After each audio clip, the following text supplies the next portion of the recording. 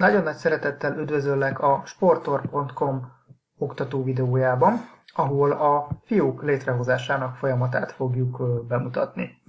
A főoldalra navigálva látható a bejelentkezési űrlapon, hogy választhatunk a Facebook profilon keresztül történő belépés, a Gmail fiókon keresztül történő belépés, valamint a teljesen új fiók létrehozása közül. Mi ez utóbbit fogjuk választani, ahol az adatainknak a megadásával hozzuk létre a fiókunkat a sportor.com rendszerében.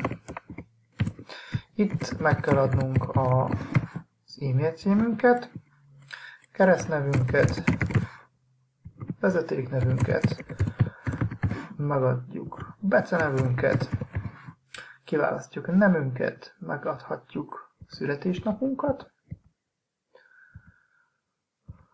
aztán meg kell adnunk a várost, ahol vagyunk, azt az országot, ahol élünk. Ebben a mezőben a telefonszámunkat kell megadnunk. Ki kell találnunk valami jó bonyolult jelszót, amiben nagybetű, kisbetű, speciális karakter és számok is vannak.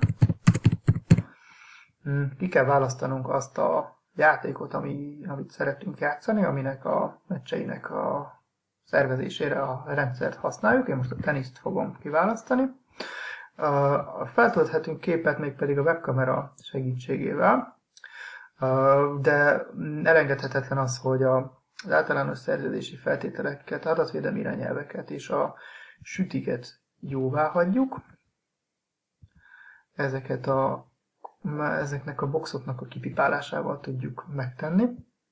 Aztán el kell döntenünk, hogy e-mailben, telefonon, SMS-ben vagy Viberen szeretnénk értesülni a különféle versenyekről. Én most az e-mailt, telefont, SMS-t, mind a négyet bepipálom, és azt mondja, e-mailben szeretne tájékoztatni a webhelyen található, hogy igen, ezzel is egyetértek, és a különféle promóciókat is szeretném kapni, és rányomunk a regisztrációra. Hamarosan megkapjuk az e-mailt erről.